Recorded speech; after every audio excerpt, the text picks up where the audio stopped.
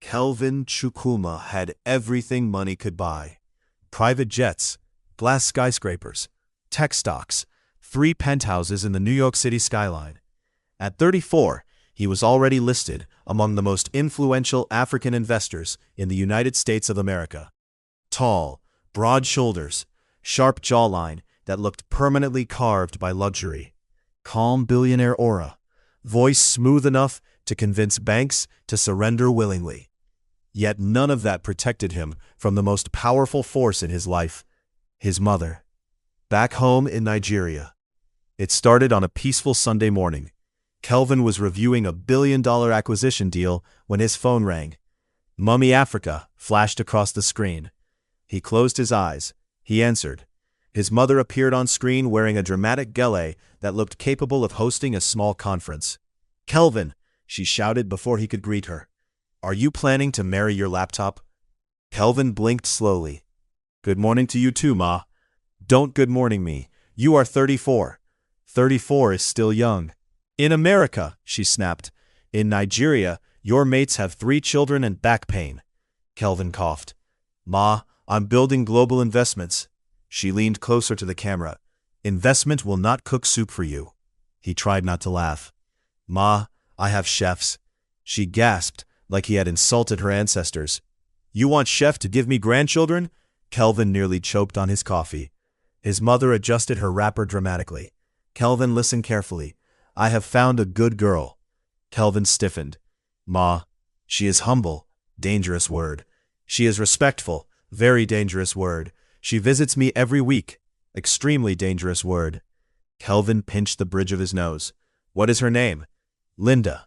He had heard that name once or twice in passing. Something about the Lagos branch office. "Ma, I've barely spoken to her." "That is why I'm speaking for you," she replied proudly. Kelvin leaned back in his leather chair overlooking Manhattan. "Ma, I want someone who loves me, not my money." She squinted at him suspiciously. "Then hide your money." Kelvin froze. "What?" She waved her hand. "Yes, hide it. Dress like poor man. See who will follow you." He stared at her.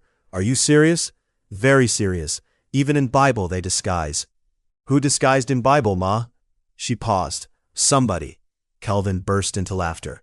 But she wasn't joking. "Come home," she continued. "Come to Nigeria. Stop sending dollars and come and find wife with your 2 legs." He sighed deeply. Business deals he could negotiate. Boardrooms he could dominate. But Nigerian mother pressure? There was no MBA for that. After the call ended, Kelvin remained seated for a long moment. He stared at the skyline of New York City. Women had dated him before, but it always felt like an interview for CEO of his bank account. Luxury dinners, private yachts, subtle hints about joint accounts. He was tired. Maybe his mother was right. Maybe he needed to return to Lagos, feel the sun, hear the noise, meet someone real. He picked up his phone and called his assistant. "Prepare my jet. We're going to Nigeria." "Sir, for how long?" He smiled. "Until I find a wife." Meanwhile in Lagos, Linda was glowing like she had won lottery. She adjusted her designer wig in the mirror. "Kelvin is coming," she told herself dramatically. She had been working overtime, not in the office, but in Kelvin's mother's house. She carried fruits, organized house staff, paid bonuses, smiled sweetly. "Auntie," she would say softly to Kelvin's mother, "don't worry. When Kelvin marries me, I will take care of you like my own mother." His mother would nod approvingly. Inside, Linda was calculating like a human calculator. Range Rover, Banana Island house, unlimited card access, soft life activated. She even practiced how she would faint when Kelvin proposes. Back in America, Kelvin stood before his mirror. Perfect haircut, sharp navy suit, luxury watch. He looked every inch the billionaire. But inside, he was nervous. "Please God," he muttered with a small smile, "let me not marry a professional shopper." He didn't know that in Lagos, one particular professional shopper was already warming up, and she had no intention of failing her own gold digger Olympics. Little did Kelvin know, Chapter 1 was just the calm before the storm. And somewhere in Lagos, Fate was already laughing. His mother and Linda waited for him at the airport. The first thing Kelvin noticed about Lagos wasn't the heat. It was Linda's volume. From the moment they left Murtala Muhammad International Airport, she had been talking non-stop inside his luxury SUV like she was hosting a live radio show. "Kelvin, you've lost weight. American stress. Don't worry, I will feed you properly now." Kelvin glanced at his reflection in the tinted window. Lost weight? He was still 6'2" of disciplined gym consistency. His mother sat beside Linda in the back seat, nodding approvingly like she had personally supervised Kelvin's birth certificate. "See how she cares?" his mother whispered loudly enough to wake ancestors. Kelvin smiled politely. Something felt off, but he ignored it, for now. The Lagos mansion was glowing, gold-accented modern interior design, marble floors polished enough to reflect future mistakes. Linda entered like a tour guide who already owned the property. "Oh, Kelvin, I rearranged your living room. The old look was too American." Kelvin paused. "Too American? He bought the house." His mother beamed. "She has good taste." Kelvin nodded slowly. He hadn't even unpacked his suitcase when Linda clapped her hands dramatically. "Let's go shopping." Kelvin blinked. "Shopping?" "Yes, nah. You just came from America. You need Nigerian designer wear, and I need a few small things." "Small?" Kelvin repeated carefully. "Yes, very small." That word would later haunt him. They arrived at a high-end boutique in Victoria Island. The moment Linda stepped inside, it was as if she had received divine instruction. She grabbed dresses, shoes, bags, perfumes, even sunglasses that looked like they could see into the future. Kelvin stood calmly, hands in pockets, observing. Linda emerged from the dressing room wearing a sparkling gown. "How do I look?" "Expensive," Kelvin replied. She gasped happily. "I know. Another dress, another shoe, another handbag." The sales attendants were sweating. At one point, one whispered to another, "Is she opening branch?" Kelvin heard. He almost laughed. When the bill arrived, it looked like a short novel. Linda leaned sweetly on his arm. "You don't mind, right?" Kelvin smiled. "Of course not." Inside, his brain was calculating like a quiet calculator. Outside the boutique, Linda suddenly froze. Her eyes locked on a white luxury Range Rover parked across the road. "Kelvin." He already didn't like the tone. "I've always loved that car." He remained silent. She turned slowly. It would look good in this compound. Kelvin looked at the sky briefly, as if consulting heaven. "You just bought clothes." "Yes, but car is transportation. Clothes are appearance. They are different categories." The logic was impressive, dangerous. 30 minutes later, the dealership was celebrating. Linda had her white Range Rover, with red interior. She screamed happily, jumping lightly in excitement. Kelvin stood beside her, smiling calmly. His mother was practically glowing. "See blessing," she said proudly. Kelvin nodded. Blessing or billing? That night in the living room, under the chandelier lights, Linda sat closer than usual. Too close. She leaned slightly. "Kelvin, there is something small I want to discuss." There was that word again. Small. "Yes?" "You know, sometimes it's embarrassing to always ask you before spending." Kelvin folded his arms gently. "So?" "So maybe I should just have access to your account." He stared at her. She smiled wider. "So I can manage things properly. As your future wife." Future wife? Kelvin had not even proposed. He tilted his head slightly. "You seem very sure about that title." She laughed nervously.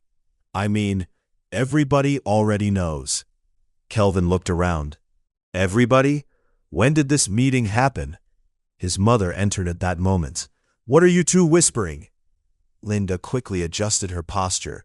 "Nothing, Auntie. Just planning our future." "Our."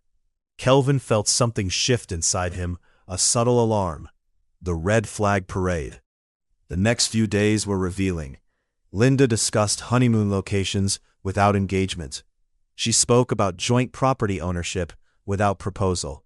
She introduced herself at an event as Mrs. Chukwuma without confirmation. Kelvin watched silently. One evening, he overheard something that froze his smile. Linda on the phone in the hallway. "If I secure account access, I won't stay long. Once transfer clears, I disappear." Kelvin stood still. No expression, no reaction, just silence. The billionaire in him had awakened. Later that night, Kelvin sat alone in his study. Luxury modern interior, gold trimming, soft lamp lighting.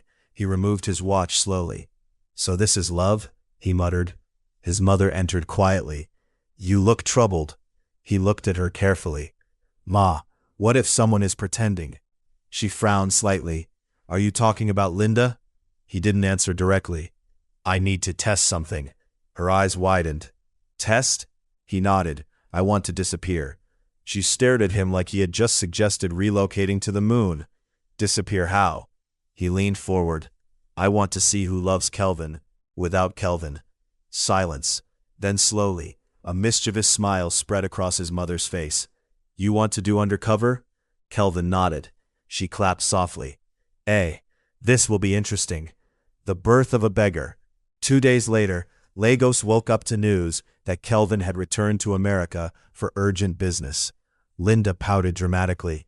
"My poor baby, he works too hard." Meanwhile, inside a private room in the mansion, Kelvin stood before a mirror. Fake long beard, dirty worn-out clothes, old slippers, dust rubbed lightly on his face, his sharp jawline hidden, his billionaire aura muted. He looked unrecognizable. Even his mother gasped. "Ah, if I see you outside, I will cross the road." Kelvin smiled. "Good." He adjusted the beard. "I want truth." Outside, Lagos traffic moved normally. Inside, a billionaire prepared to sit on the street. At somewhere in Victoria Island, Linda was already planning her next shopping trip. She had no idea. The beggar outside her favorite boutique would soon change everything. If Lagos had known that one of its most eligible billionaires was sitting on hot pavement in torn slippers, traffic would have paused out of respect. But Lagos traffic respects nobody. Kelvin Chukwuma, former Wall Street shark of the United States of America, now sat outside a luxury boutique in Victoria Island, looking like a man who had just argued with destiny and lost. Long, dirty beard, oversized faded shirt, old slippers, metal bowl in front of him. Only his eyes remained the same, sharp, intelligent, calculating. He adjusted his sitting posture slightly. From private jet to pavement, he muttered to himself, "Mother, this better be worth it." The Lagos sun was not joking. It roasted him thoroughly. Sweat gathered under his fake beard. A little boy passing by dropped a coin into his bowl and said, "Uncle, sorry." Kelvin blinked. Uncle? He was 34, not a retired grandfather, but he nodded gratefully. "Thank you, young shareholder," he whispered. The boutique doors opened dramatically, and there she was, Linda, stepping out of her white Range Rover like she was entering an award show. Behind her were her two friends, Vanessa, tall, dramatic, elegant, and Kemi. Kelvin's breath paused slightly when he saw Kemi again. Caramel skin glowing softly under Lagos sunlight. Curly hair tied neatly in a bun. Simple but classy outfit. Gentle expression. The contrast between her and Linda was louder than Lagos traffic. Kelvin lowered his head slightly and stretched out his bowl. "Madam, please help." Linda stopped. She looked down slowly. Her nose wrinkled like she had smelled expired ambition. "You again," she snapped. Kelvin blinked. "Again?" Ah, yes. She had seen him earlier in the week. She adjusted her sunglasses dramatically. "Don't ever block my path. My billionaire boyfriend from America will not like this nonsense." Kelvin almost coughed. Boyfriend? He resisted the urge to remove the beard and say, "Surprise."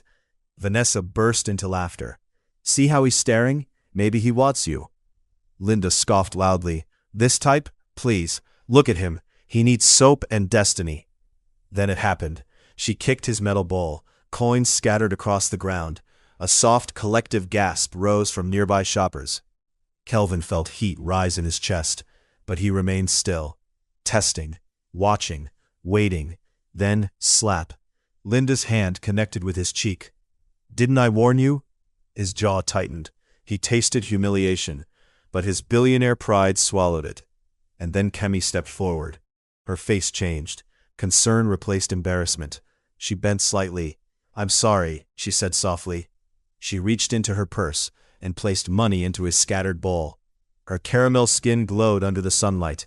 Her eyes held sincerity, not performance. Vanessa rolled her eyes dramatically.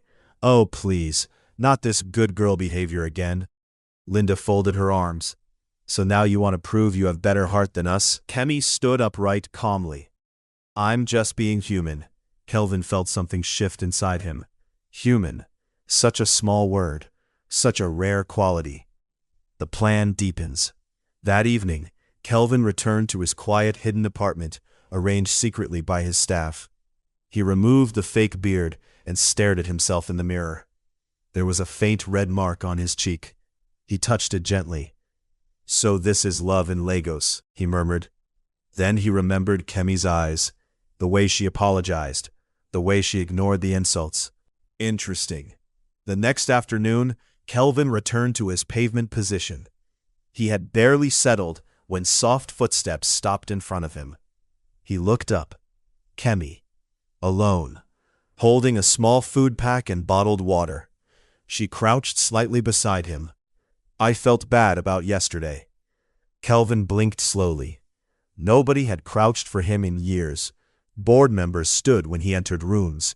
But here she was, kneeling beside a beggar.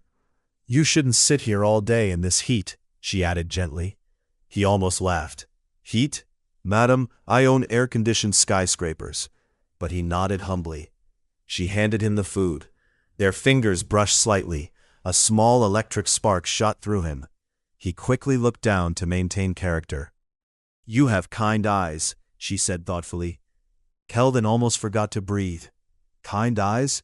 Nobody had described him that way before. Usually it was intimidating or powerful. Kind? He liked that. As days passed, Kemi kept coming back, bringing food, water, jokes. One day she teased lightly, "At this rate, I'll start charging you rent for this spot." Kelvin chuckled under his beard. "If I pay rent, will I get AC?" he replied. She laughed loudly. Her laugh was free, uncalculated. Linda's laugh echoed like rehearsed drama. Kemi's felt like sunshine. But there was one problem. She was Linda's friend. Kelvin's mind battled itself. What if she's pretending too, he wondered. But each day she came back, without audience, without performance, just kindness. The internal war. That night, Kelvin lay awake. Luxury mattress, silent room, but restless thoughts. Should I forget her? He asked himself. She's connected to Linda. He turned to the other side. But she apologized. He stared at the ceiling. For the first time, someone treated me better as a beggar than as a billionaire. He laughed softly. If Wall Street sees me now. Yet his heart was no longer calculating stocks. It was calculating smiles. Meanwhile, Linda was busy in malls, swiping his card like she was in a competition, laughing with Vanessa about future plans. If I secure account access, I'm gone, she boasted.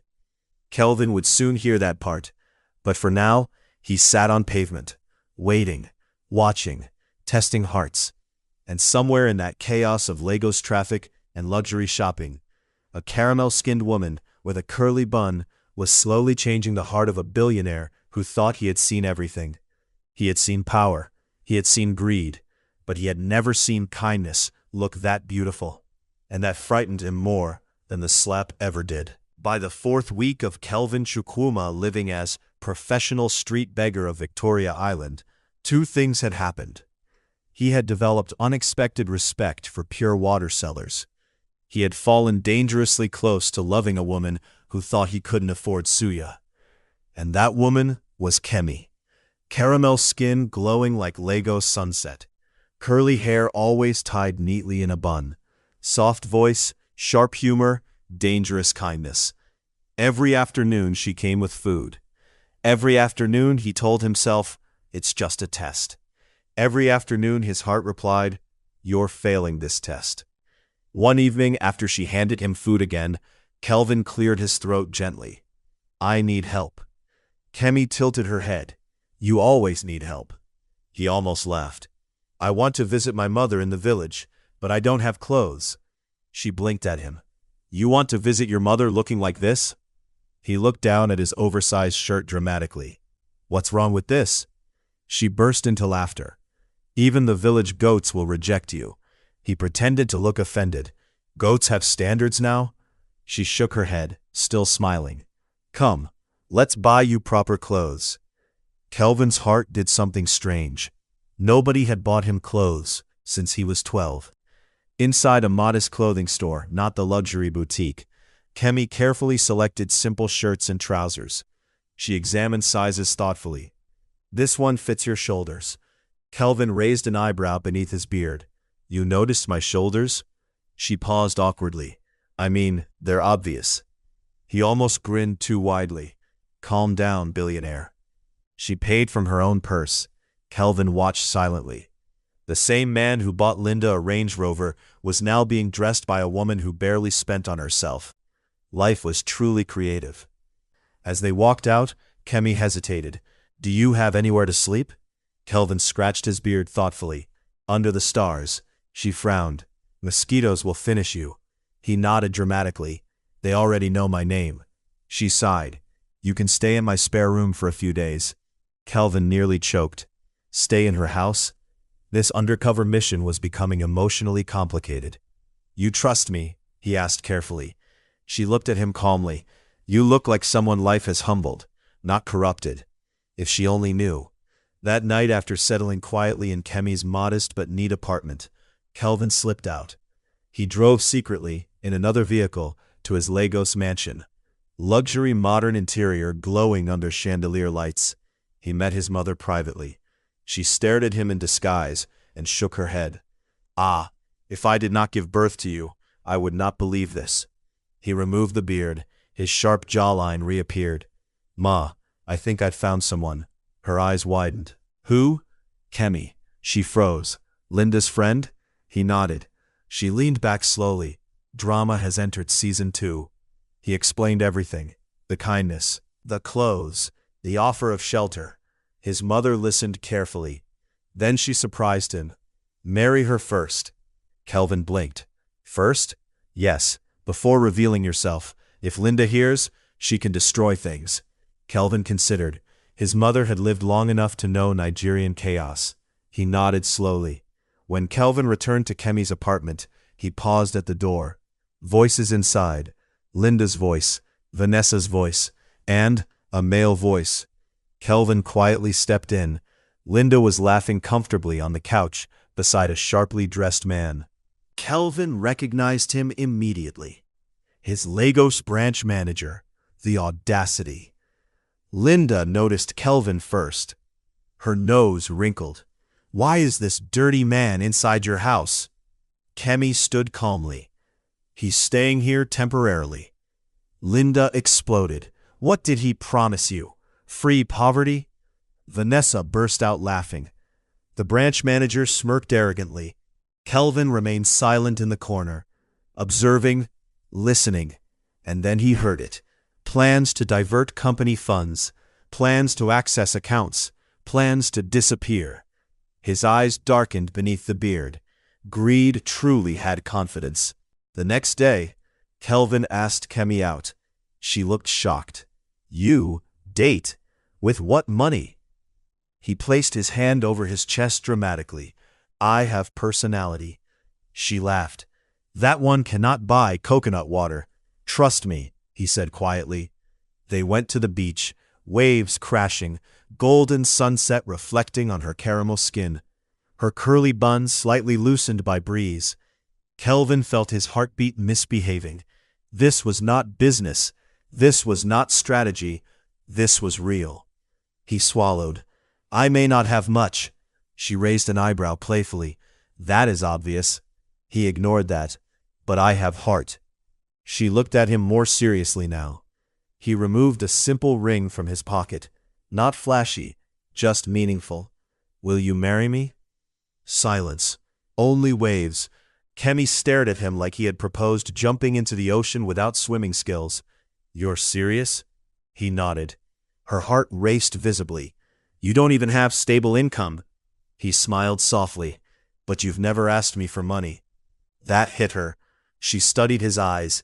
Kind eyes, steady eyes, honest eyes, even behind the beard. Slowly, she nodded. "Yes." Kelvin felt something explode inside him. Relief, joy, love. He hugged her tightly, and for the first time in weeks, the beggar forgot he was pretending. The jealous storm brewing. When Linda heard about the engagement, she almost swallowed her lip gloss. "She's marrying him?" Vanessa gasped dramatically. "After everything we did for her in school?" Linda paced angrily. "She thinks she's better than us." Jealousy burned in her chest, not because she loved Kelvin, but because she loved losing control even less. Back in her small apartment, Kemi sat beside Kelvin quietly. "You really want this?" He nodded. "Even if life is hard?" He looked at her deeply. "Life without you would be harder." She smiled shyly. Little did she know, the man sitting beside her owned half the skyline. But he wanted only one thing, her heart.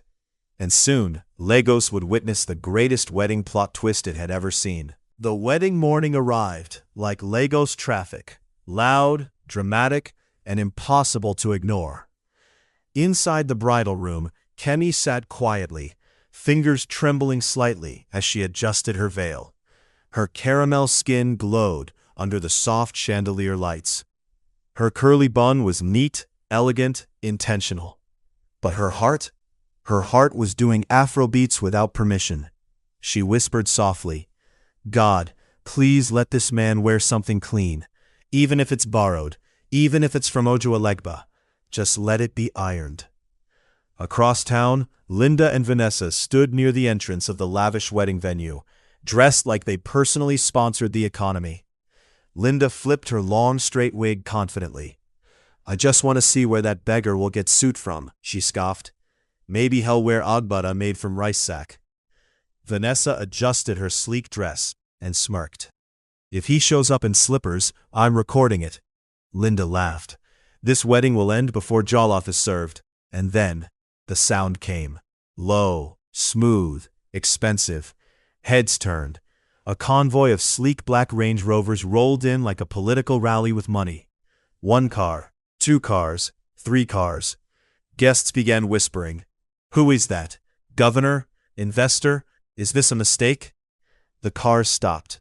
Bodyguards stepped out first, tall men in black suits, dark sunglasses, scanning the venue like someone owed them money.